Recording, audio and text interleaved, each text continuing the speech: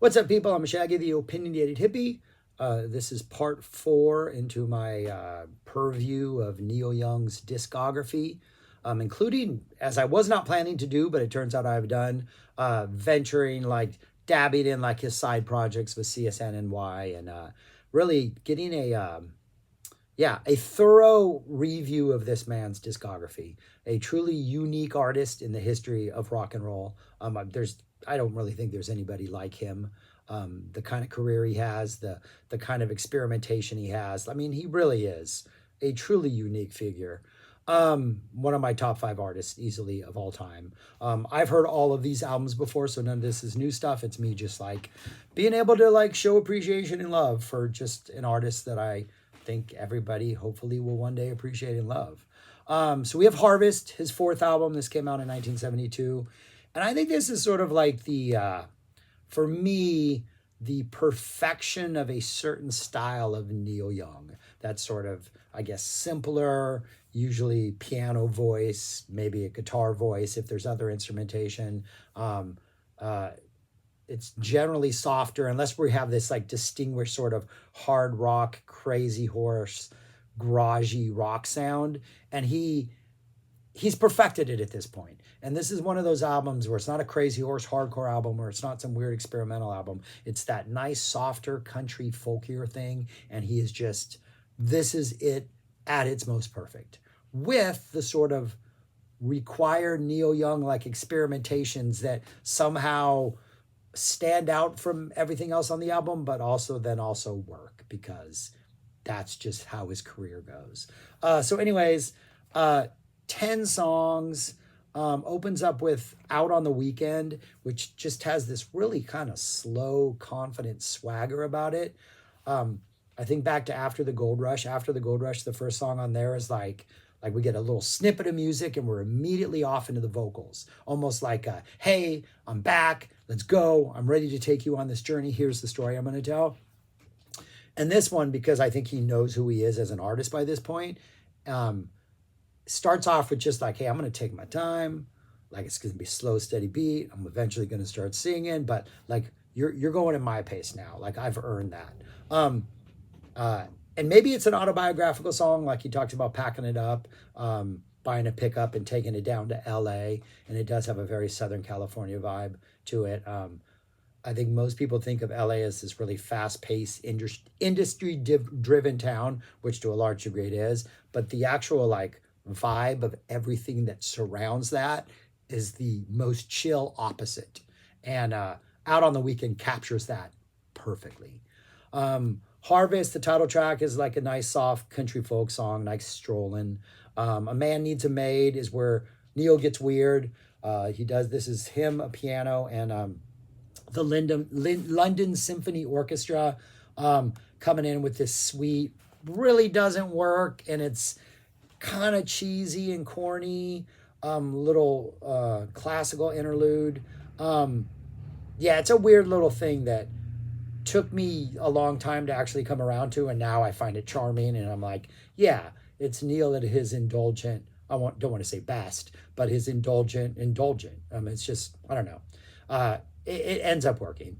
But then after that, maybe Neil knew this when he sequenced his album, you have Heart of Gold, which is just perfection. That opening rhythm, the harmonica coming in, Neil's vocals, just a perfect song. And I think it fall on the album. Like if I were to hear Heart of Gold on the radio, I would probably turn it, even though I don't listen to the radio, just because I've heard that song so many times. But on this album, coming after A Man Needs a Maid, you're like, oh my gosh, yeah, this is perfect. Like not to degrade A Man Needs a Maid, but it's Neil experimenting on one hand and maybe not succeeding, and Neil just delivering the top of his game after that. Nice combination. And then after that, which kind of closes out side A, if you're listening on vinyl, is Are You Ready for the Country? Just a really nice, just awesome, just piano-driven country Americana song. Some really nice lap steel guitar that's in there that's giving it a nice country flavor.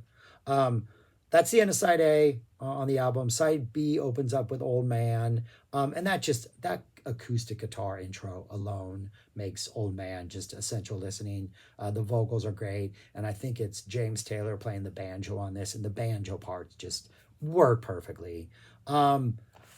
There's a World is another one of those where he's kind of experimenting with the London Symphony Orchestra. This one I think is less successful than A Man Needs a Maid. Almost sounds like it's got this weird kind of darker tone to it, but it still has a Disneyland feel or Disney feel. And I imagine if there was like some Disney movie about the dark side of existentialism, but they were portraying it through animals, this would kind of be the soundtrack to that. Yeah, it's a weird song. After that is Alabama, which is Southern Man Part 2, essentially. Neil apologized for this at one point, I think, or just thought the words were not that good. I think it's a much less harsh take on Southern racism, which exists still to this day, than Southern Man. So it was weird that this is one I think he was like kind of regretted, but maybe who knows why. And maybe it was because he singled out Alabama, and really there's a lot more states that could be included in that. So maybe it was unfair to just single out Alabama. But as the Drive-By Truckers would say on their awesome album Southern Rock Opera, which dealt with racism in the South, Governor Wallace was an easy face to put racism on. I think that's what the quote is. It sounds weird, but having a figure like Wallace made like that's what racism looks like. So Alabama kind of was easy pickings, but I like the song. It's got good energy.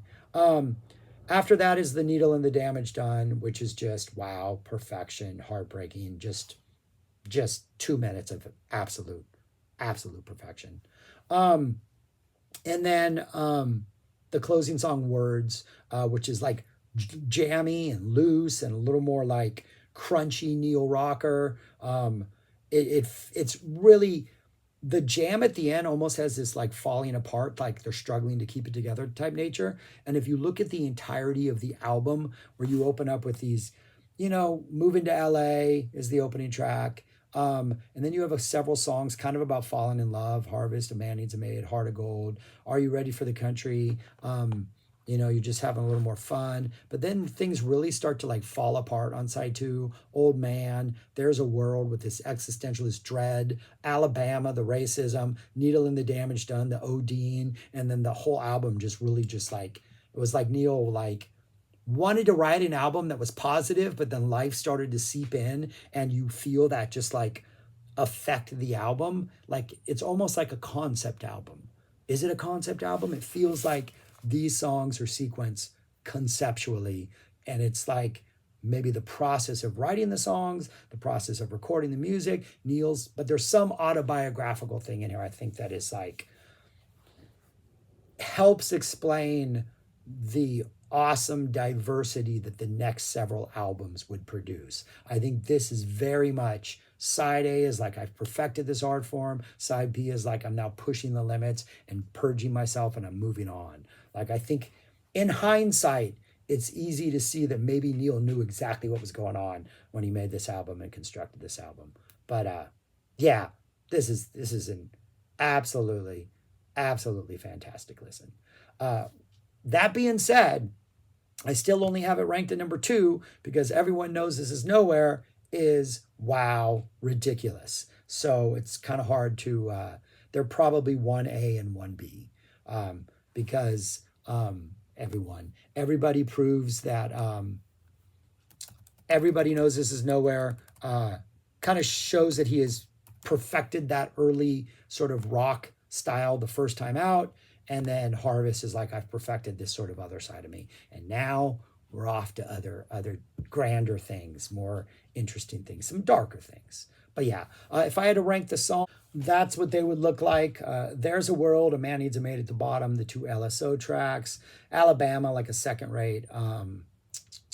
Southern Man, Heart of Gold, which is like, really, I understand why it's praised as high as it is, but The other stuff on here is really good, and I've heard Heart of Gold way too many times. Harvest, just nice country lope. Old Man, just the guitar playing on that, the banjo. Are You Ready for the Country, the overall kind of piano vibe.